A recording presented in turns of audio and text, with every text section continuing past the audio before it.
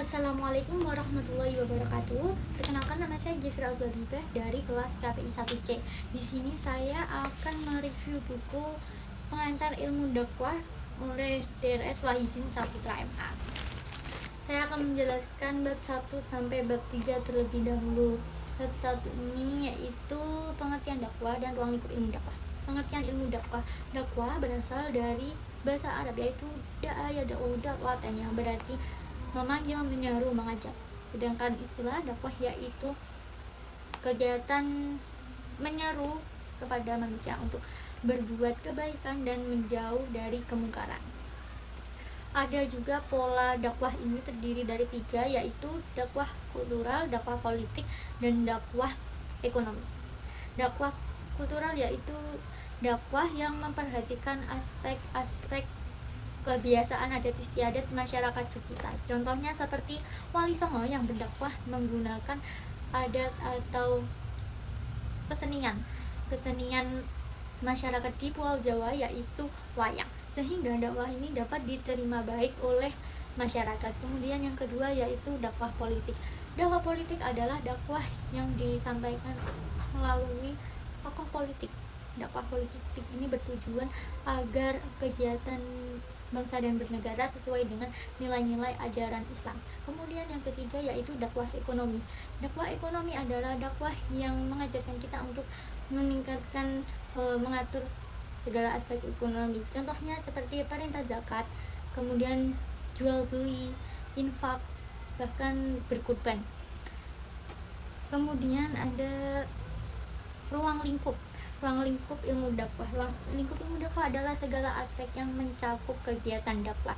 Ruang lingkup ilmu dakwah ini terdiri dari berbagai aspek, diantaranya yaitu dai. Dai adalah orang yang menyampaikan dakwah kepada masyarakat. Kemudian yang kedua adalah mad'u. Mad'u adalah orang yang menerima dakwah dari dai tersebut.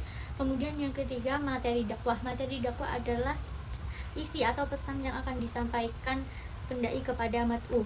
Kemudian metode adalah cara yang disampaikan dai kepada mad'u agar pesan yang disampaikan mudah diterima oleh pendengar. Kemudian ada media adalah alat yang digunakan agar mempermudah berjalannya dakwah. Media dakwah ini bisa berupa TV, radio, kemudian handphone, buku dakwah, dan lain sebagainya. Kemudian ilmu dakwah juga dikategorikan sebagai disiplin ilmu yang mandiri.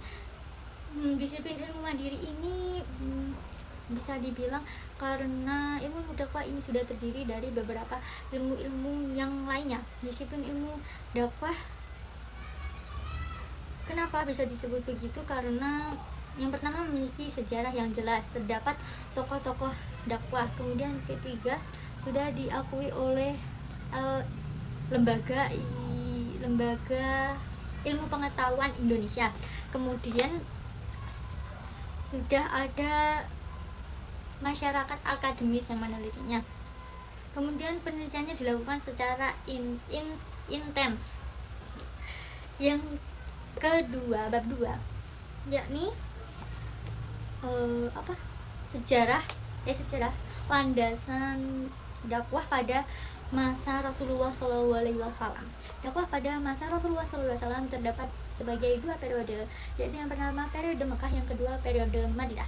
Pada periode Mekah disebut dengan periode kerajaan Allah Subhanahu wa Ta'ala. Kemudian yang kedua periode Madinah, yaitu periode kerajaan Allah Subhanahu wa Ta'ala di masyarakat. Nah, pada periode Madinah apa Mekah dulu ya? Madinah. Pada periode Madinah ini terdapat juga 4 periode. Yang pertama yaitu periode rumah tangga. Rasulullah SAW pada periode rumah tangga menyampaikan dakwahnya terlebih dahulu kepada para keluarganya terdekat dulu, seperti suaminya Siti Aisyah. Pada saat itu Siti Aisyah masuk Islam, dan kemudian ada Abu Bakar juga. Kemudian yang kedua periode keluarga. periode keluarga ini hampir sama dengan periode rumah tangga, namun bedanya periode keluarga ini berkembang agak banyak orangnya, seperti pamannya, kemudian para sahabat-sahabatnya juga termasuk ke dalam periode juga. Jadi Abu Bakar mengajak Umar masuk ke Islam. Kemudian yang ketiga ada periode konfrontasi. Ya, periode konfrontasi yaitu periode di mana ada peristiwa Nabi Muhammad naik ke Bukit Safa untuk berdakwah kepada kaum Quraisy. Nah, kaum Quraisy ini ada yang menerimanya, ada yang masuk Islam juga, ada juga yang membantah Nabi Muhammad, bahkan sampai mengancam Nabi Muhammad. Tetapi Nabi Muhammad tidak menghiraukan itu, justru malah bersemangat. Kemudian pada masa itu dakwah sudah mulai disampaikan secara terang-terangan. Sebelumnya pada masa rumah tangga dan keluarga itu dilakukan secara diam-diam karena takut akan kaum Quraisy itu tadi. Kemudian yang keempat ya ini pada masa setelah konfrontasi ada masa lupa saya, kejayaan atau apa itu. Pada masa kejayaan dakwah ini mulai berkembang ya, secara dilakukan secara terbuka, secara nggak diam-diam lagi. Dan pada periode ini untuk pertama kalinya kaum muslimin melaksanakan sholat secara terang-terangan di Ka'bah. Kemudian yang kedua ada pada masa Madinah. Pada masa Madinah ini Nabi Muhammad SAW berpindah dari Madinah ke Mekah. Periode Mekah. Pada periode Mekah ini Nabi Muhammad berpindah dari Madinah ke Mekah. Pada saat itu ada peristiwa Jumat pertama. Jadi pada periode Mekah sholat Jumat ini baru pertama kali dilaksanakan oleh masyarakat Islam, yaitu tanggal 16 Rabiul Awal. Nah, sejak saat itu tanggal itu ditetapkan sebagai kemerdekaannya orang muslim. Kemudian Nabi Muhammad di sana membangun masjid, yaitu yang bisa disebut Masjidil Haram saat ini. Masjid itu dijadikan sebagai pusat segala aktivitas dakwah Nabi Muhammad SAW. Kemudian yang terakhir ada pada masa sahabat Nabi. Pada masa sahabat Nabi ada para sahabatnya yaitu Abu Bakar, Umar, Utsman, dan Ali bin Abi Thalib. Nah, masa Khulafaur Rasyidin ini terdapat juga peristiwa pembukuan Al-Quran, di mana Al-Quran itu dikumpulkan jadi satu, dibukukan agar tidak bernasib oleh kitab-kitab yang lainnya. Al-Quran ini namanya disimpan oleh Abu Bakar, kemudian ketika Abu Bakar wafat diturunkan ke sahabat-sahabat yang lainnya. Kemudian pada saat pembukuan Al-Quran ini ilmu-ilmu sangat berkembang pesat ya, terutama ada ilmu qiraat, ilmu tafsir, ilmu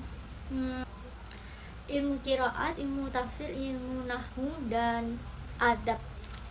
Baik, untuk selanjutnya saya akan menjelaskan bab 4 sampai dengan bab 6. Bab 4 ini berisi tentang ilmu dakwah dalam perspektif ontologis. Dalam perspektif ontologis ada objek kajian ilmu dakwah. Objek kajian ilmu dakwah ini ada dua, objek material dan objek formal. Objek material ilmu dakwah ini adalah manusia, sementara objek formalnya yaitu tentang bagaimana cara penyampaian dakwahnya, isi dakwahnya, kemudian matnya, dai-nya, dan lain sebagainya. Kemudian yang kedua ada karakteristik manusia. Karakteristik manusia itu sangat beragam. Sebelum kita memulai dakwah, kita harus mengetahui terlebih dahulu karakteristiknya.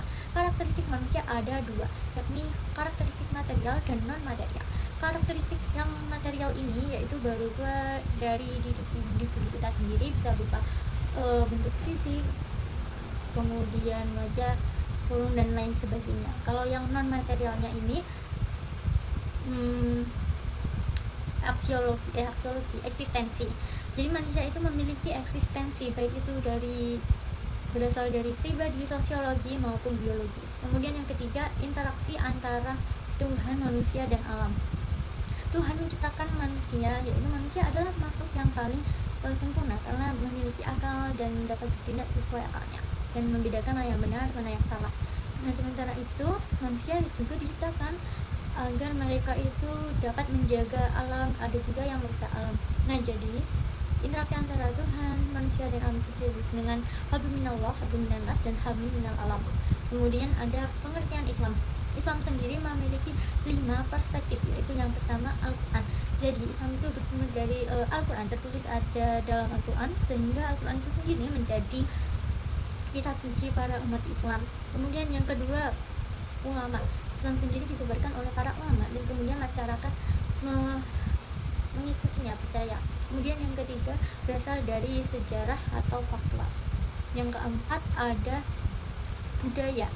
Jadi Islam ini sebagai budaya, yaitu dari nenek moyang kita yang turun temurun, sehingga Islam itu sendiri menjadi budaya atau kebiasaan kita.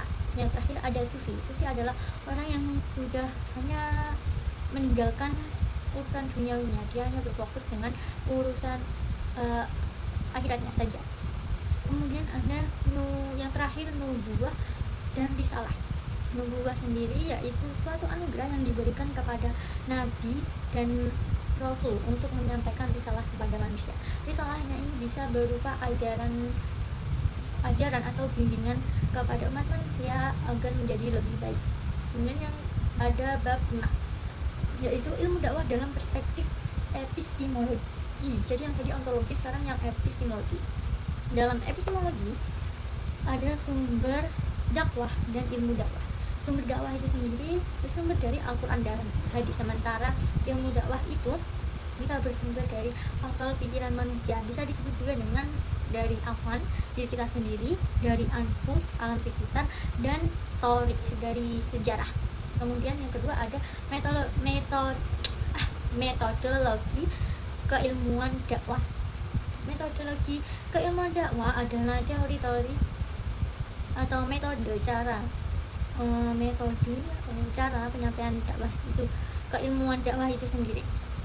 Metode keilmuan dakwah ada metode keilmuan, metode historis, metode reflektif, metode riset. Kemudian ada struktur teori dakwah. Teori dakwah adalah teori bagaimana caranya dakwah itu, teori-teorinya. Teori dakwah sendiri ada teori dua, ada teori medan teori medan dan teori medan dan teori tahapan. Teori medan sendiri ini hanya memberikan kerangka teori dari dakwah itu sendiri. Kalau teori terapan ini penerapannya dalam dakwah, yaitu ada teori takwin, tanzim, dan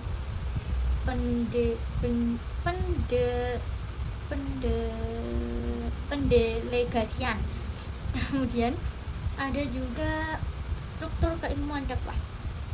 Struktur keilmuan dakwah sendiri ada 4 kayaknya. Ada 4, yaitu ada tabligh, kemudian tabligh itu kayak komunikasi penyiaran Islam, irsyad, ada tadbir dan tatwir. Jadi tabligh, irsyad, tadbir, dan tatwir. Tabligh sendiri ini ada komunikasi penyiaran Islam, kemudian kalau irsyadnya penyuluhan Islam, bimbingan penyuluhan Islam, tablighnya manajemen dakwah, dan yang terakhir itu tatwir, yaitu penyiaran, pengembangan masyarakat Islam.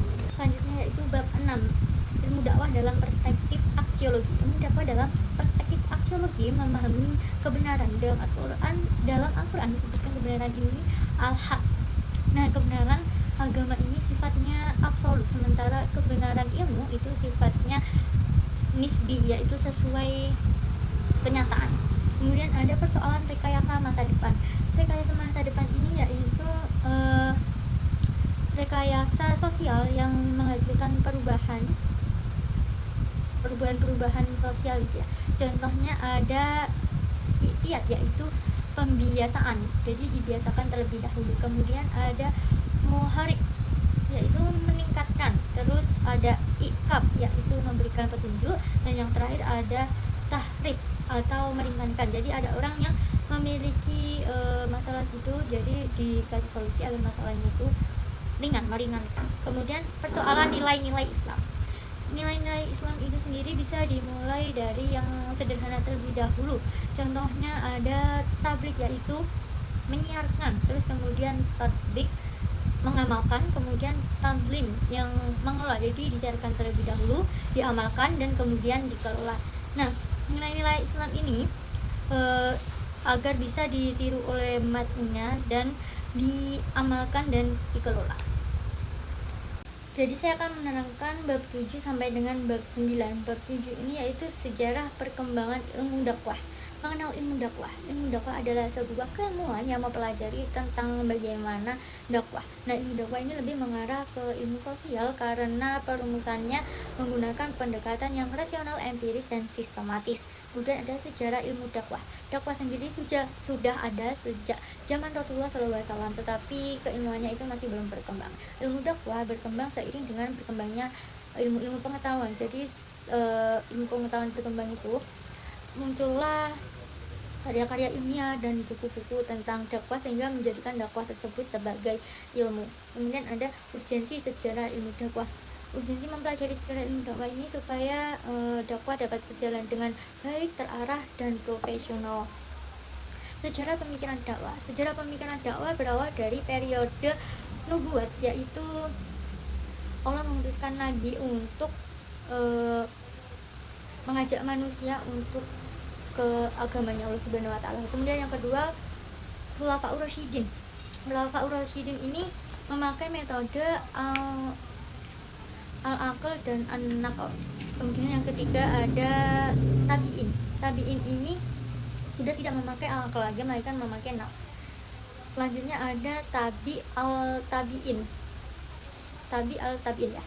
Jadi pada periode ini disebut dengan periode transformasi karena di sana mulai muncul penalaran teologis dakwah.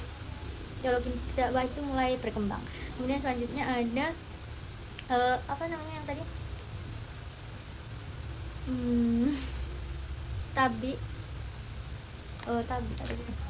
Tabi al-tabi'in. Nah, pada periode ini kajian Islam itu mulai ada kajian-kajian keislaman. Dan selanjutnya ada periode modern. Pada periode modern ini nubuat sudah tidak ada, jadi digantikan oleh pada masa modern ini dakwah itu sebagai ilmu mandiri mulai muncul. Nah, untuk selanjutnya yaitu perkembangan ilmu dakwah di Indonesia. Perkembangan ilmu dakwah di Indonesia itu muncul karena ada fakultas Usuluddin di berbagai universitas Islam di Indonesia seperti STAIN, IAIN, dan lain sebagainya. Nah, dari situ muncullah berbagai disiplin ilmu dakwah, yaitu ada disiplin ilmu dakwah yaitu seperti BKI, bimbingan konseling Islam, dan psikologi Islam. Sementara itu ada disiplin bidang yaitu seperti filsafat dakwah, kemudian sosiologi agama, kemudian sejarah agama. Untuk selanjutnya ada prospek ilmu dakwah. Prospek ilmu dakwah ini yaitu keberadaan jurnalnya itu dioptimalkan publikasinya. Terus ada juga munculnya laboratorium dakwah di Yayan Wali Songo Semarang. Terus selanjutnya bab 8. Bab 8 adalah tokoh-tokoh pendiri dakwah. Pemikir dakwah Islam itu memiliki tujuan yaitu mentransmisi, transformasi, dan sosialisasi tentang nilai-nilai Islam agar terciptanya masyarakat yang Islami. Pada zaman Rasulullah SAW itu ada masyarakatnya sudah kayak modern gitu karena pemikirannya masyarakat Islam itu pengajarannya bersifat responsif. Terus ada tokoh pembaru dakwah. Tokoh pembaru dakwah ini disebut dengan mujadid. Mujadid adalah orang yang akan menggantikan nabi, menggantikan misi-misi kenabian. Nah, mujadid ini muncul setiap 100 tahun atau 1 abad. Mujadid ini dalam artian yaitu memperbaiki. Yang selanjutnya ada aspek historis pemikiran dakwah.